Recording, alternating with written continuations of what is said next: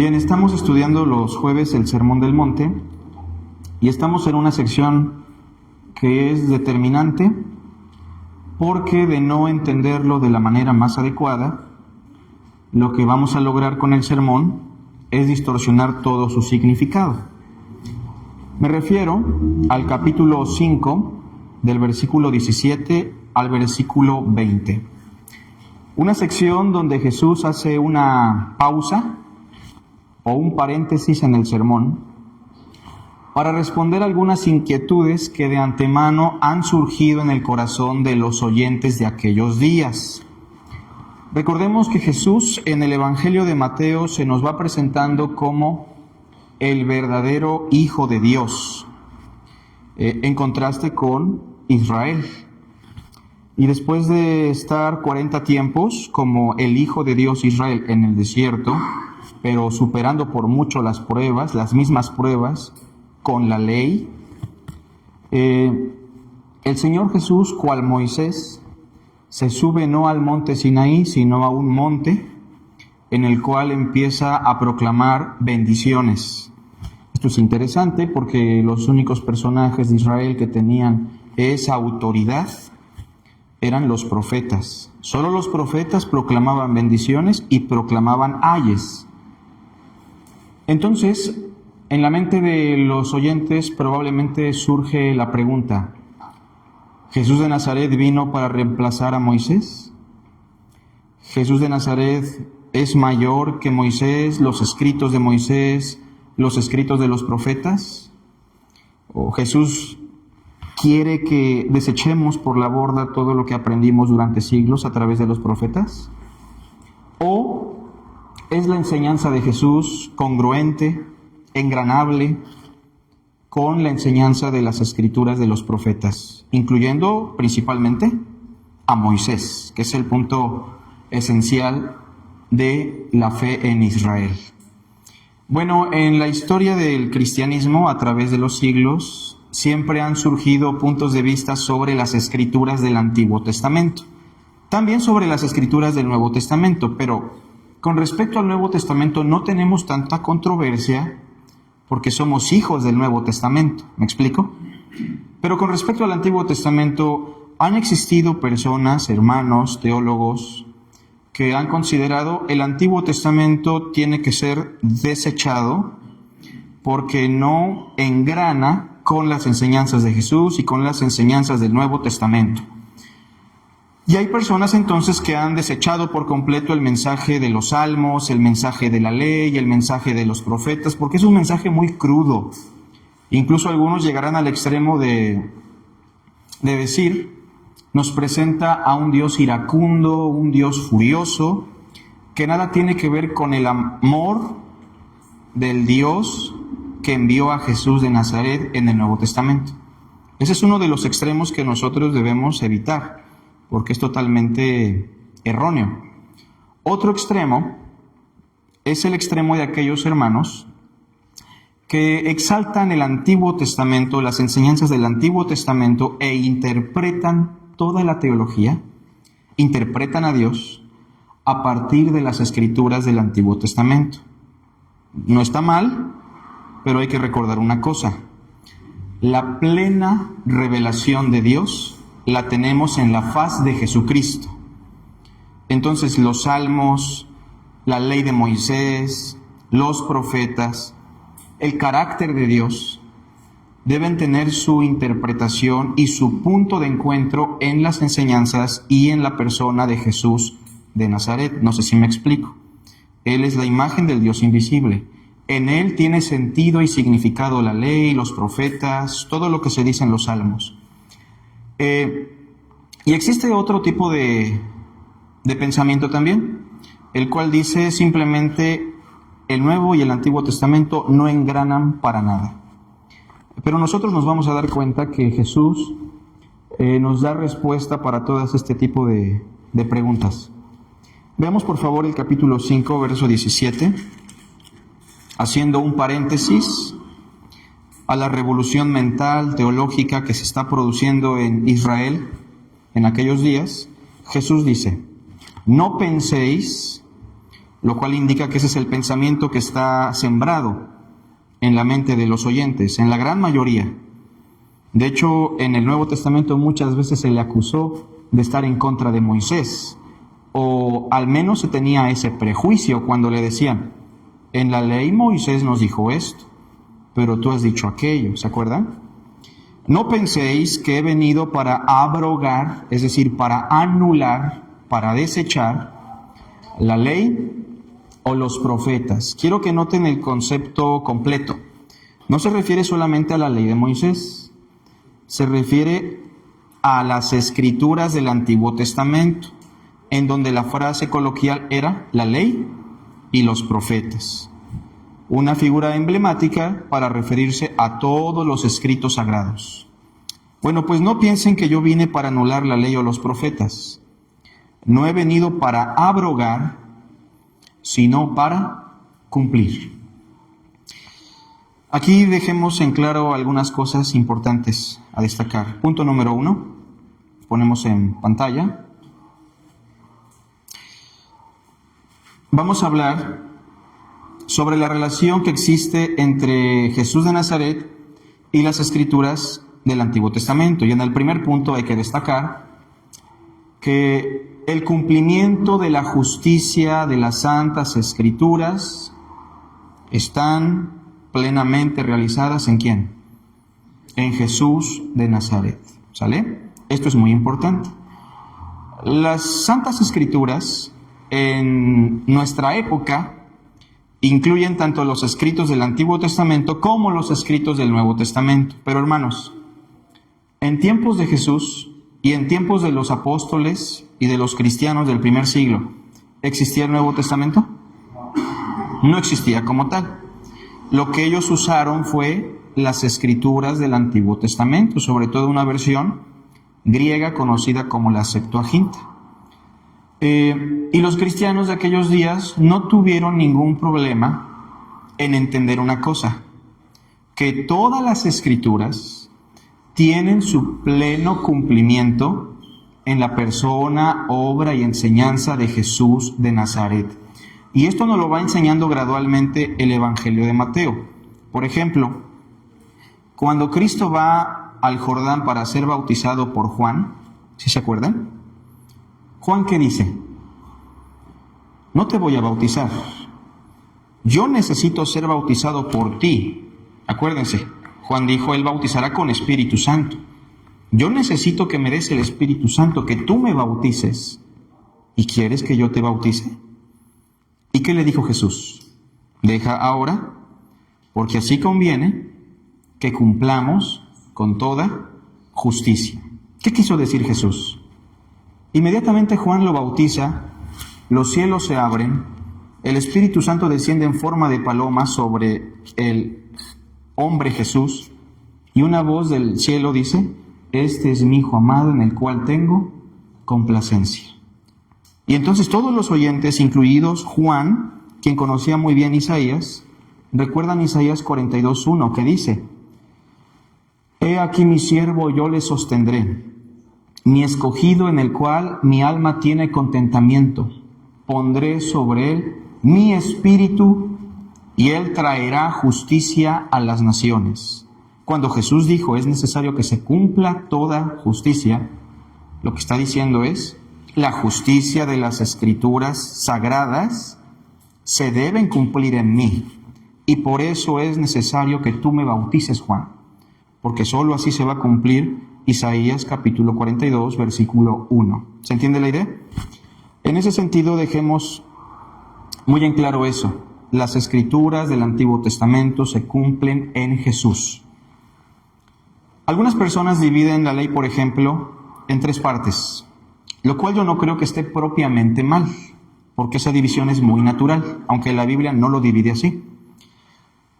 La Biblia, no solo en la ley, en los profetas y en todo el Antiguo Testamento tiene un carácter moral, ¿cierto? Tiene también un aspecto ceremonial, ¿sí o no? Y tiene un aspecto civil. No los podemos separar porque están entrelazados. Lo moral te lleva a una cuestión civil, ¿me explico? Muchas veces las cuestiones morales están relacionadas con un rito también. Pero cuando decimos que Jesús cumplió la justicia de las Escrituras del Antiguo Testamento, Él cumplió la moralidad. ¿Me explico? Porque su justicia, su moral, está por encima de la justicia de la ley y los profetas. Él cumplió todos los ritos y ceremonias en su persona y en su vida cumplió con esas sombras como la Pascua, la fiesta de los tabernáculos, el día de la expiación, ¿me explico? El día de los panes sin levadura. Y en las cuestiones civiles, hermanos, definitivamente todo se cumplió en la persona de Jesús de Nazaret. Ahora bien, todo lo que los profetas dijeron, cómo vendría el Mesías, quién sería, cuándo llegaría, cómo iba a ser humillado, cómo sería exaltado, ¿no dijo el mismo Jesús que se cumplió todo lo que está escrito de mí en los salmos, en la ley y en los profetas? Entonces, en este primer punto quiero destacar dos cosas en particular, inciso A. Cuando Jesús dice no he venido a abrogar sino para cumplir, primero hay que destacar, inciso A, la vigencia, subrayen eso, la vigencia de la ley y los profetas, pero vean lo que dice al final, ¿como qué? Como escritura sagrada. Aquí es donde podemos usar un mal lenguaje y llegar a otros puntos de vista. Cuando decimos que la ley y los profetas están vigentes, hagamos una distinción entre escritura sagrada y pacto. ¿Me explico? ¿Se entiende la idea? Hagamos una distinción entre escritura santa, que es palabra divina, y hagamos una diferencia con pacto o régimen. Ejemplo, la ley, cuando se le entregó a Moisés, eran 10 palabras. La ley de los mandamientos o la ley de los decretos expresada en mandamientos que después se concreta en un libro que escribe Moisés. No sabemos qué libro fue, pero era un libro que amplificaba las 10 palabras o los 10 mandamientos. Ese libro y esos mandamientos no solamente eran palabra de Dios o son palabra de Dios. En el tiempo de Moisés fueron un pacto o no. Fueron un contrato, fueron un convenio. El que haga estas cosas vivirá por ellas, ¿cierto? Y el que no las haga, maldito en su entrada y en su salida, maldito el fruto de su vientre. Todo eso lo dice la ley de Moisés. Incluso Moisés dice, no digas está hasta el otro lado del mar, de modo que no pudieras cumplirlo, porque todo lo que yo te he ordenado te lo he explicado hoy, está cerca de ti, en tu boca y en tu corazón. Ni digas está hasta el cielo y no puedo llegar hasta ellos para poderlos cumplir. En ese sentido, la ley, específicamente la ley, fue un pacto, ¿cierto? Cuando hablamos de la vigencia de la ley y los profetas, no estamos diciendo que estamos vigentes como pacto, ¿sale? Sino como escritura santa. Ejemplo, el pacto de la ley decía que si tú dabas el diezmo, podías probar a Dios. Iba a abrir las ventanas de los cielos e iba a derramar bendición hasta que sobreabunde, porque el que haga estas cosas, que recibe vida y bendición. Pero el que no diezmaba, según Malaquías, ¿cómo les llama el profeta? Malditos sois con toda maldición. Yo cerraré las ventanas de los cielos. ¿Se acuerdan? Vendrá el devorador y se acabará sus cosechas, porque el que no cumple el pacto, ¿qué sufre? Maldición y muerte. ¿Nosotros estamos bajo el pacto? ¿Cómo ven? Ya no estamos bajo ese pacto, pero pregunto, ¿puede servir como principio inspirado por Dios, como un estándar en cuanto al dar, el que yo aparte mi 10% de manera voluntaria y secreta para dar en la congregación sin que nadie lo sepa, o no? Está bien, ¿no? Y si alguien quiere dar menos o quiere dar más, no hay ningún problema, porque son vigentes como palabra inspirada. ¿Me explico? Pero no como pacto. Ejemplo, otro ejemplo. Hace unas semanas hablábamos del matrimonio con el pastor, ¿se acuerdan? Aquí teníamos una sesión de preguntas y respuestas. Si un jovencito y una jovencita tienen contacto antes del matrimonio, ¿están obligados a casarse? Fíjense, lo que decíamos ese día. No están obligados. Ahora, si pensamos en la ley y los profetas, la ley y los profetas obligaban a estas personas a que se casaran. ¿Me explico? No los mataban porque se podían casar, ¿me explico? Y no estaban casados con otra persona. Entonces, como palabra, como principio divino, ¿nos puede servir o no? Bueno, ¿hasta ahí vamos bien? Pablo los usa también así en el Nuevo Testamento. No pondrás bozal al buey que trilla.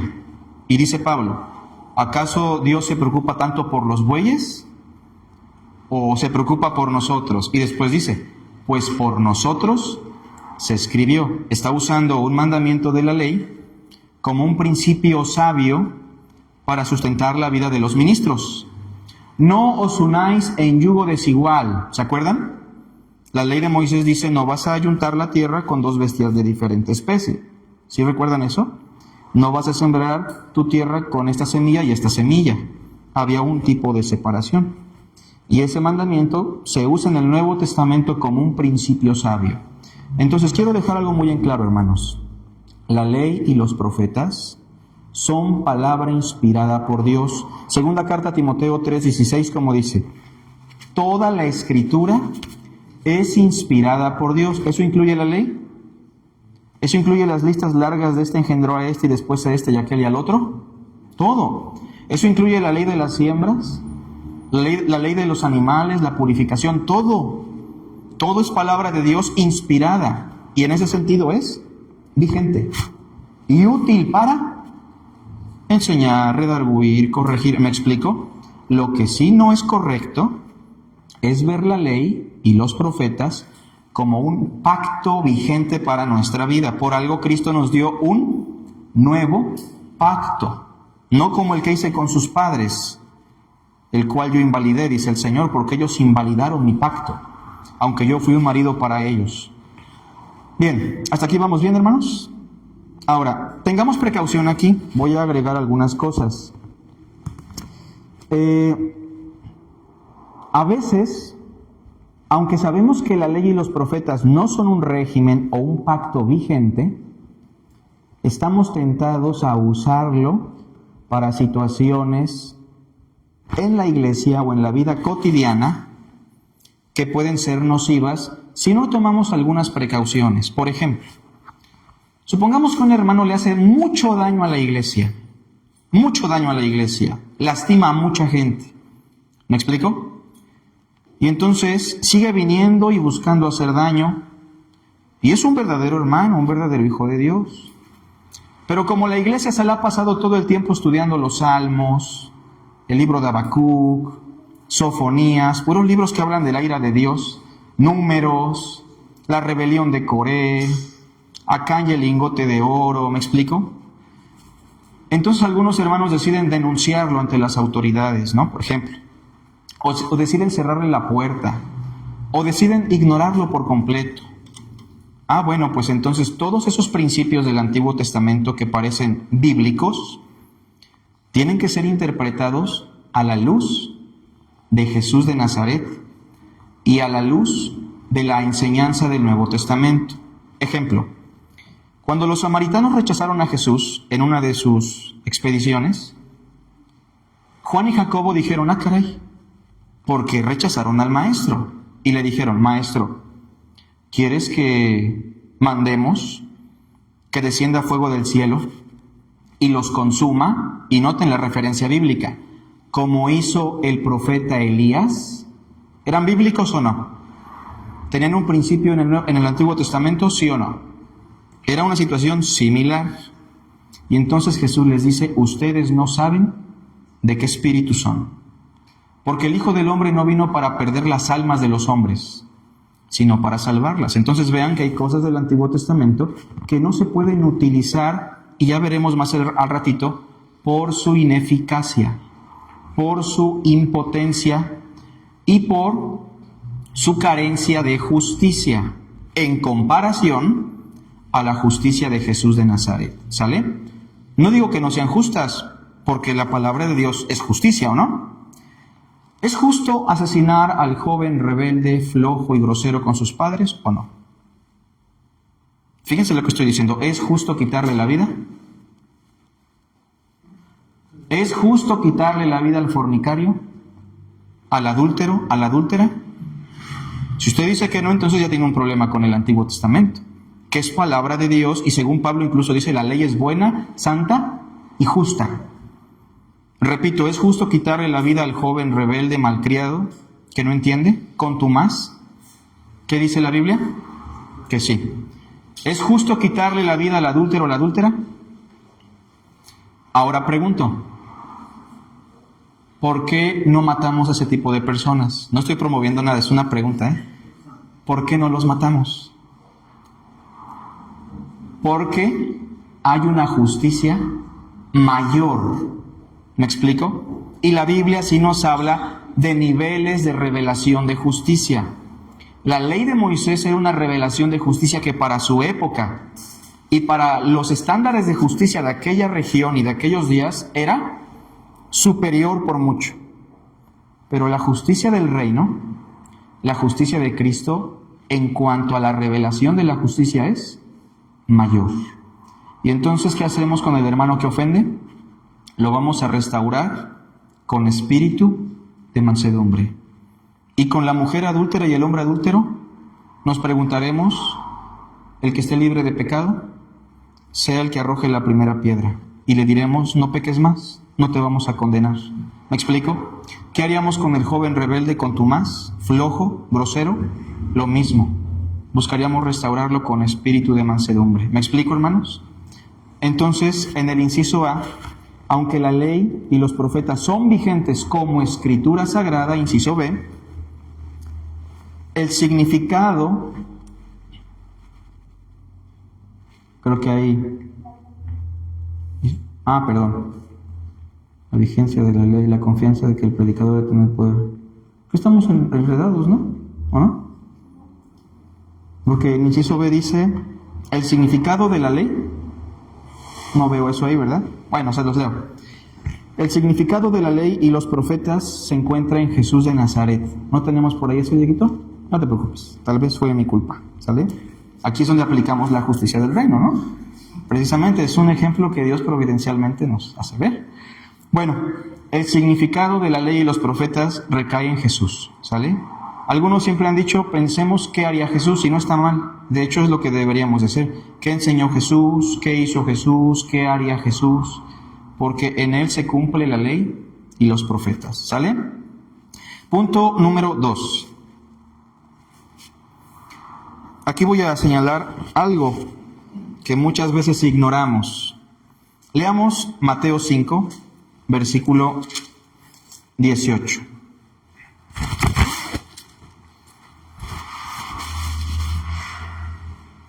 Noten cómo dice, porque de cierto os digo que hasta que pasen el cielo y la tierra, ¿ya pasó el cielo y la tierra, hermanos? ¿Verdad que no? Bueno, pues hasta que pasen el cielo y la tierra, cosa que no ha pasado, ni una jota, ni una tilde, o sea, son signos bien pequeñitos en el hebreo, ni una de estas cosas pasará de la ley hasta que todo se haya cumplido. La ley como pacto la cumplió Jesús, eso queda claro. Pero repito, como palabra de Dios, ¿la debemos seguir utilizando y cumpliendo? Acuérdense, siempre y cuando lo hagamos bajo la lupa del nuevo pacto, ¿sale? Ahora yo quiero que noten el juego de palabras y hago una pregunta. ¿Hasta cuándo la ley nos será útil juntamente con los profetas? ¿Hasta cuándo? O sea, hasta el fin del mundo. O sea, mientras dure este universo físico, ¿la ley y los profetas siguen teniendo utilidad o no? Ahora le pido a Hetza que lea Mateo 24, búsquenlo por favor y no pierdan este pasaje. Estamos haciendo un poquito de teología bíblica en el Evangelio de Mateo. Mateo 24, versículo 35. ¿Sale? Porque de hecho, este juego de palabras es lo que vamos a encontrar en el Sermón del Monte. ¿Oísteis que fue dicho? ¿Y después? pero yo os digo. Vean lo que dice el versículo 18 primero, dijimos, hasta que el cielo y la tierra pasen. Y ahora Hetza nos lee Mateo 24, por favor. 35. Sí. El cielo y la tierra pasarán, pero mis palabras no pasarán. ¿Sí notan la distinción? O sea, cuando hablamos de la ley y los profetas, ¿eso tiene vigencia como palabra útil o no? Sigue siendo útil.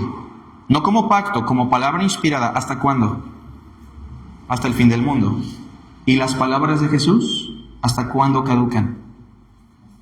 El texto dice, los cielos y la tierra pasarán, pero mis palabras no pasarán. En la gran comisión él mismo dice, enseñándoles a que guarden, ¿qué cosas? Todas las cosas que yo os he mandado. Hay quienes dicen, es que él enseñó lo mismo que la ley. No, no es lo mismo. Sino qué chiste tenía que él viniese a enseñarnos lo que ya se había enseñado. ¿Me explico? Sus palabras son superiores. Sus palabras son supremas. Sus palabras nunca dejan de ser útiles. Trascienden al universo físico. Cosa que vimos en Mateo 5:18, la ley y los profetas tienen su utilidad hasta que pasen el cielo y la tierra. Pero bueno, punto número 2. Importante. La importancia de utilizar y cumplir todos los mandamientos, me refiero a los del Antiguo Testamento, en el contexto del reino. Agrego esa parte final en el contexto del reino, porque si no estamos dentro de esa esfera, vamos a terminar legalizando y acabando con vidas humanas, por ejemplo. O aquel hermano que es ojo alegre va a leer en Éxodo 24 que dice, si alguno toma otra esposa, mientras la mantenga bien y no le rehúse el alimento, la puede tener en casa.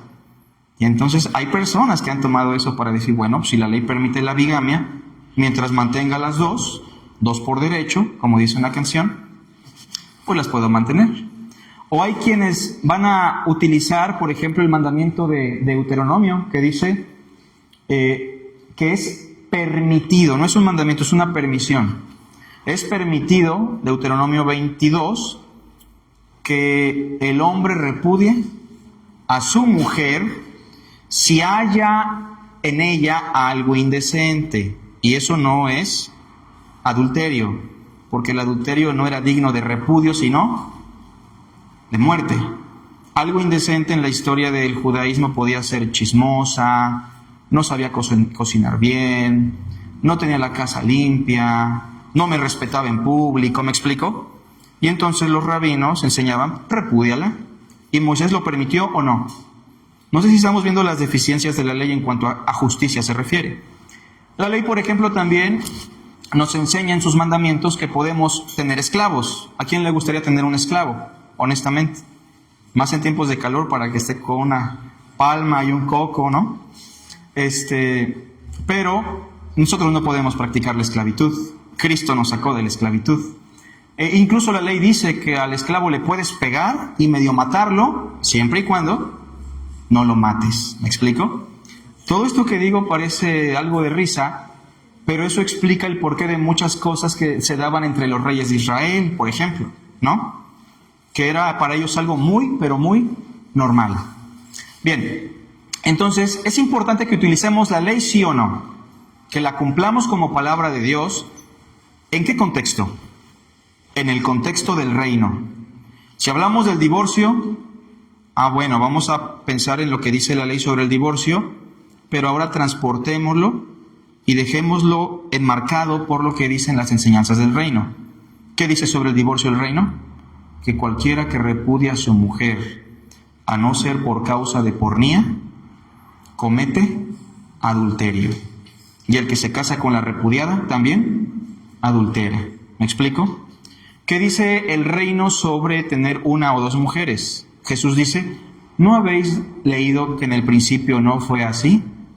Sino que varón y hembra los creó. Por tanto dejará el hombre a su padre y a su madre y se unirá a su mujer. Y los dos, no los tres, los cuatro, ¿verdad? Porque hay una canción que ya sugiere que sean cuatro.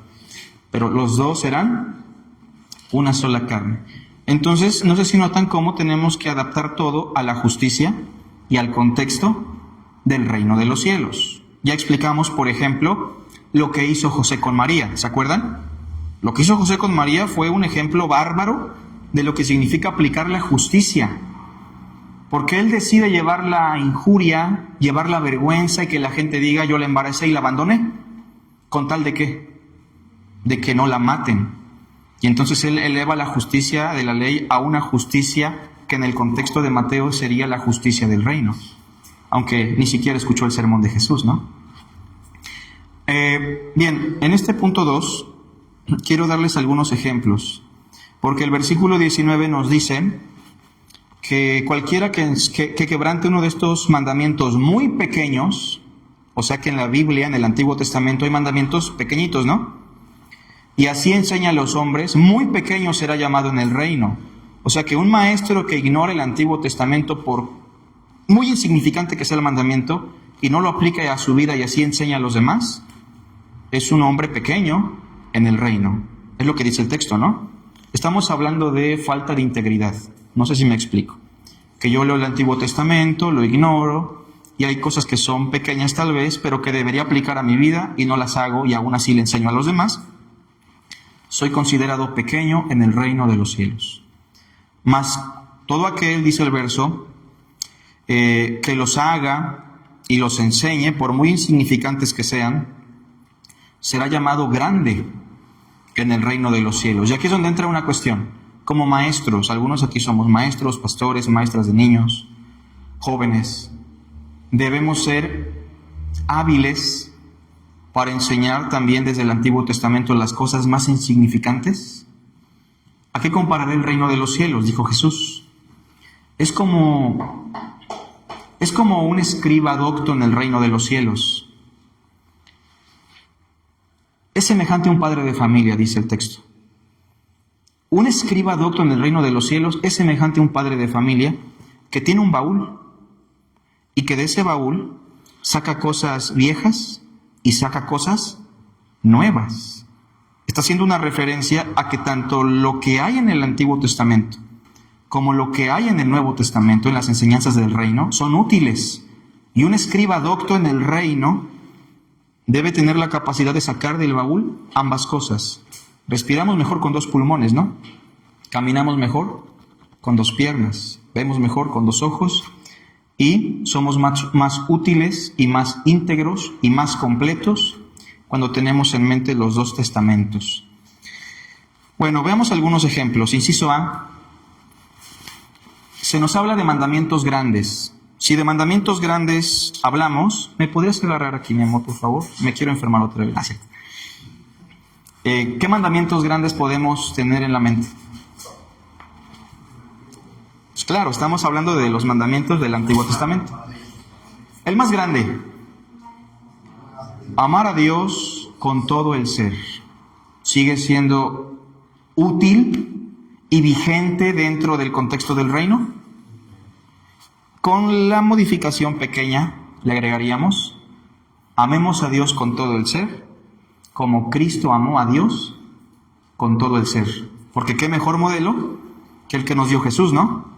Y nos amemos unos a otros, incluyendo al Creador, como Cristo lo amó. El segundo mandamiento más grande, después de ese, y amarás a tu prójimo como a ti mismo. Le agregamos la misma fórmula. Ya no voy a amar a David como a mí mismo. Ahora voy a amar a David como Cristo me amó a mí. ¿Cambia o no? Sí, o sea, el modelo es totalmente sublime, superior por mucho. Y entonces todos los mandamientos, grandes o pequeños, adquieren ese nuevo valor. Que amemos y que los cumplamos como Cristo nos enseñó en el modelo de su amor. Honra a tu padre y a tu madre, dice Efesios, en el Señor, y en el contexto el Señor es Jesús. O sea, voy a honrar a mis padres como el niño Jesús, el hombre Jesús honró a sus papás. ¿Me explico? Me voy a someter a las autoridades como Cristo se sometió a las autoridades. ¿Cómo se sometió a las autoridades cuando tenía que pagar impuestos? ¿Qué hizo? Se consiguió un contador bien picudo para que le evadiera la declaración. ¿Verdad que no? ¿Qué le dijo a Pedro? ¿Verdad que no es correcto esto, Pedro? En otras palabras, ¿verdad que se están pasando con nosotros?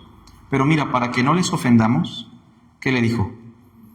Avienta un anzuelo ahí y te va a salir un pescadito, creo que era una mojarra, ¿no? Y ya le salieron ahí las moneditas.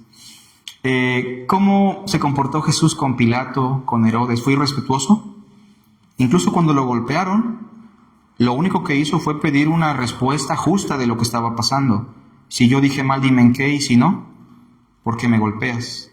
Entonces todos los mandamientos adquieren su valía en el modelo de Jesús. Veamos un ejemplo. Santiago, que por cierto, no sé si sabía, Santiago es un extracto del Sermón del Monte. Es un extracto, una gran parte es un extracto del Sermón del Monte.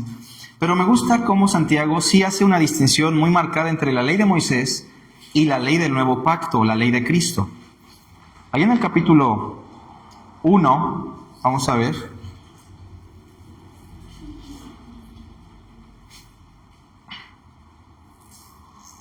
...22... Acuérdense que estamos hablando de las Escrituras del Antiguo Testamento. Pero sed hacedores de la palabra, y no tan solamente oidores. Cuando hacemos eso nos engañamos a nosotros mismos, ¿cierto? No tiene ningún sentido. Verso 23. Porque si alguno es oidor de la palabra, pero no hacedor de ella, este es semejante al hombre que considera en un espejo su rostro natural. Porque él se considera a sí mismo y se va, y luego olvida cómo era. Los espejos en aquella época eran pulidos. La gente no sabía cómo se veía. Yo sabía cómo se veía usted, pero yo no sabía cómo me veía yo. ¿Me explico? Porque no había espejos tan nítidos como los que tenemos. Entonces alguien distraído dice, a ver, no voy a ver. Y el bronce bruñido, o la plata, o el metal, o el agua incluso, servía como espejo, pero era borroso, ¿no? Entonces si la persona era olvidadiza, veía su cara, se iba, ¿y qué pasaba? Ya no se acordaba cómo era, ¿no? Es lo que está diciendo el texto. Así es semejante a alguien que ve en las Escrituras sin poner mucha atención y se le olvida. Versículo 25. Noten la expresión. Mas el que mira atentamente en la perfecta ley, noten el adjetivo, perfecta ley. ¿Cuál? ¿Cuál, hermanos? La de la libertad. Si analizamos el lenguaje del Nuevo Testamento, no se refiere a la ley de Moisés, ¿cierto? Pero está incluida. Los mandamientos de la ley están incluidos. Su esencia está incluida. ¿Por qué? Vean el capítulo 2, versículo 8. Hablando de los hermanos que discriminan a los más pobres. De eso trata el capítulo 2. Si un hermano llega con anillos, collares, bien perfumado, dice Santiago, ustedes le dicen, siéntate aquí, en el lugar acolchonado. Pero si llega otro hermano andrajoso, no se bañó, y pobrecito, los otros le dicen, siéntate acá atrás, ahí en el piso, no te acerques mucho para acá. Es lo que dice Santiago 2, y dice el verso 8, si en verdad cumplís, ¿qué? No tener el adjetivo, la ley, ¿qué? Real. Estamos hablando de una realidad, de una ley real, no la sombra. Conforme a la Escritura, y cita Escritura del Antiguo Testamento. ¿Cómo dice? Amarás a tu prójimo como a ti mismo. ¿Sigue siendo útil para Santiago el mandamiento o no? ¿Verdad que sí? El mandamiento ahí está, es útil, y lo está usando en el contexto del reino. Hablamos de mandamientos grandes como amar a Dios, amar al prójimo, honrar a los padres. Pero hablemos de mandamientos pequeños, inciso B. Por ejemplo, si pensamos en la ley que dice no pondrás bozal al buey que trilla, cuando nosotros leemos la ley sin conocer el Nuevo Testamento, ¿qué es lo que entendemos por eso? Pues que no le pongamos un bozal a un animalito que está bajo el sol abrasador trabajando, teniendo la semilla y el grano a su alcance, porque sería una crueldad que teniendo hambre y teniendo el alimento, le pongamos todavía un bozal. ¿Me explico? Dice, no le pongas bozal al buey que trilla. Y entonces, sin leer el Nuevo Testamento, diríamos, cómo Dios se preocupa por los burritos, ¿no? Los animalitos. Pero la realidad es que ese significado no lo tenemos pleno hasta que llegamos al Nuevo Testamento. Vaya conmigo, por favor, a la primera carta a Timoteo. Estamos hablando ahora de mandamientos pequeños. Estamos explicando cómo la Escritura es útil, ¿no? Todo es útil. 1 Timoteo 5, 17. Los ancianos que gobiernan bien, si han leído con atención el contexto de la primera carta, se refiere a que gobiernan bien su casa. Bueno, pues esos que gobiernan bien su casa, sean tenidos por dignos de doble honor. Mayormente los ancianos que trabajan en predicar y enseñar. 18, pues la Escritura dice, note cómo usa un mandamiento pequeñito, ¿no? No pondrás bozal al buey que trilla, y digno es el obrero, eso ya lo dijo Jesús, de su salario. En este caso, ¿quién es el buey? Timoteo, ¿no? Y en mi caso yo, Isra, ¿verdad? Pero está usando mandamientos pequeñitos para hablar de cosas muy importantes. Y miren, ¿qué tan importante es ver, por ejemplo, por las necesidades de un ministro? Es importante. O sea, cuando eso no se hace, la iglesia sufre, ¿o no? Se sufre en muchos sentidos. Otro mandamiento. No os unáis en yugo desigual con los incrédulos. Cita el texto de Deuteronomio que dice, no unas en yugo desigual este animal con este animal. No tenemos el significado sino hasta que Pablo lo dice. Pero ¿qué tan importante es que un cristiano no se una en yugo desigual con un incrédulo? Por ejemplo, para el matrimonio, eso es determinante, ¿no? Para un negocio, ¿aplica también? ¿Cómo ven? Vamos a hacer un negocio con un inconverso, que es bien buena onda, pero es bien mañoso. Son más astutos que nosotros, ¿o no? Nos va a ir mal, no piensan como nosotros. O sea, y ese mandamiento pequeño es útil en el contexto del reino. Agrego, en el contexto del reino, ¿sale? Y punto número 3, y voy a terminar. Regresemos, por favor, a Mateo 5.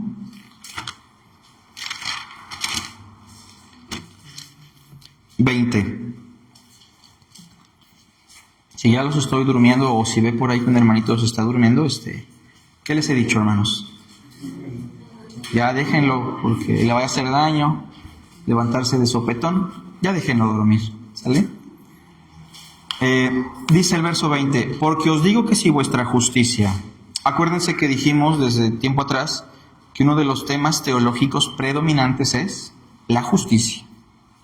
Porque os digo que si vuestra justicia no fuere mayor que la de los escribas y fariseos, no entraréis en el reino de los cielos. Bueno, Jesús nos está diciendo que la Biblia es útil, que la ley es útil, que los profetas son útiles, que Él lo ha cumplido todo, que no vino para abrogarlo. Y ahora nos dice que necesitamos una justicia más grande que la de los escribas y fariseos para entrar en el reino. Pero pues se supone que los escribas y fariseos cumplen cabalmente y al pie de la letra, valga la expresión, la letra de la ley. ¿Me explico? ¿Faltaba a sus ceremonias y ritos el fariseo? ¿Faltaba a sus actos de moralidad? ¿Andaba con otra mujer, por ejemplo? ¿Asesinaba? No. El mismo Pablo dice, yo antes, en lo que se refiere a la justicia que según la ley, era irreprensible. O sea, si había personas que incluso hasta pesaban en la báscula su diezmo, no voy a mandar más pimienta con ajo porque es lo que es. Esos eran los fariseos. Obviamente, la esencia y el espíritu de la ley estaban por los suelos. Jesús lo dijo, era necesario hacer esto sin dejar de hacer aquello. Pero el punto es que ahora Cristo les dice a sus discípulos y a la gente del sermón, si ustedes quieren entrar al reino, necesitan una justicia mayor a la de los escribas y fariseos. Y entonces, lejos de animarlos a que corran a la ley y a los profetas, como el joven rico, que dijo, pues todo esto lo he guardado, Señor, ¿se acuerdan? Es un ejemplo de un fariseo irreprensible. Todo esto lo he guardado desde mi juventud. Aparentemente Jesús lo está llevando a la ley y a los profetas, pero con esto Cristo quiere llevarlos y nos quiere llevar a una justicia más grande que la de la ley y los profetas. ¿Cuál es esa justicia? La justicia que es por la fe en Cristo. La justicia del reino que está personificada en Jesús de Nazaret. Romanos 3:21 dice, pero ahora aparte de la justicia de la ley y los profetas, incluso anótelo si quiere, se ha manifestado la justicia de Dios por medio de la fe en Jesucristo para todos los que creen en Él. O sea, habla de una distinción de justicias, porque no hay diferencia por cuanto todos pecaron y están destituidos de la gloria de Dios, siendo justificados gratuitamente por su gracia, por la redención que es en Cristo Jesús, a quien Dios puso en propiciación a través de su sangre para justificarnos a los que somos de la fe. Vean conmigo, por favor, que en el contexto del sermón, aunque la ley y los profetas son útiles como palabra, punto 3, la justicia de la ley y los profetas es insuficiente para entrar en el reino de Dios, y que por la ley nadie se justifica para con Dios, eso es evidente, dice Pablo. Pero vean que se hace un contraste. Verso 21. Oíste que fue dicho a los antiguos, no matarás. ¿Eso quién lo dijo? Moisés. Y cualquiera que matare será culpable de juicio. ¿Eso quién lo dijo? La tradición de los ancianos. Tanto el mandamiento y la tradición de los ancianos no están mal, son justicia, ¿cierto? Cristo lo avala como justicia.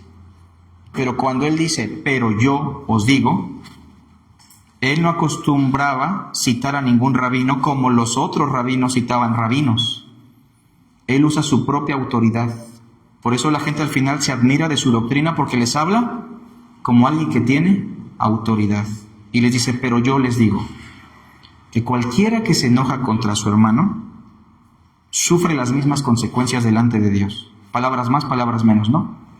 O sea, hay una justicia mayor a la de la ley y los profetas, y esa justicia solo está en Jesús. Obviamente, si la ley de Moisés es imposible cumplirla en su esencia, pregunto, ¿es más difícil cumplir la ley de Cristo y el reino? Es más difícil, es imposible. ¿Me explico? Las dos cosas son imposibles, pero la otra está peor. Por eso, este sermón debe concluir con una definición exacta del Evangelio. Que la justicia que el hombre no puede alcanzar por sus propios méritos es una justicia que Dios nos regala por lo que Cristo ganó. Él cumplió la ley, Él cumplió los profetas, Él cumplió todo cuando dijo consumado es. Y su justicia es mayor a la de la ley y los profetas, y cuando usted creyó en Él, usted fue justificado y Dios le abrió las puertas del reino de los cielos. Usted ya está en el reino. Y entonces ahora el sermón del monte tiene otro significado para usted. Simplemente estamos verificando los mandamientos de Jesús, que son los mandamientos del reino, para vivir en armonía con la justicia de Jesús de Nazaret. Llevémonos eso en el corazón, hermanos. Inciso A. La justicia de la ley es una justicia posible de alcanzar desde la letra de la ley. Ya lo dijimos, ¿verdad? Desde la letra, como Pablo, como el joven rico. No está tan lejos, hasta el otro lado del mar. Cualquiera puede cumplir la letra de la ley, los escribas, los fariseos. Inciso B. Una justicia limitada e imperfecta. Ya pusimos el ejemplo de la esclavitud, del divorcio, la bigamia, entre otras cosas, ¿no? Cómo tratar al hereje, al que se desprende de la congregación de los santos. Muerte segura. Justicia imperfecta, obviamente. No les doy ideas. Inciso C. Y la justicia del reino es superior. Y aparte agrego, no es contraria a la ley, no es contraria a los profetas, es congruente. Yo lo veo así. Es como un océano. La justicia de Cristo es un océano, la justicia del reino. Y la ley de Moisés con los profetas es como un río. ¿Los dos tienen vida o no? Pero ¿quién tiene más vida? Y el río, al final de cuentas, termina siendo absorbido ¿por qué? Por el océano. Ahí está la justicia de la ley. Pero la justicia de la ley se ha cumplido en nosotros, que no andamos conforme a la carne, sino conforme al Espíritu. Dios les bendiga, hermanos. Estamos despedidos. Oremos. Padre, gracias por tu palabra. Llévanos con bien a casa y permítenos reposar y poner en práctica un poquito de lo que hemos aprendido hoy. Permítenos tener hambre por el Antiguo Testamento y a vivirlo, Señor, para tener una vida grata delante de ti. En Cristo Jesús. Amén. Dios les cuide, hermanos.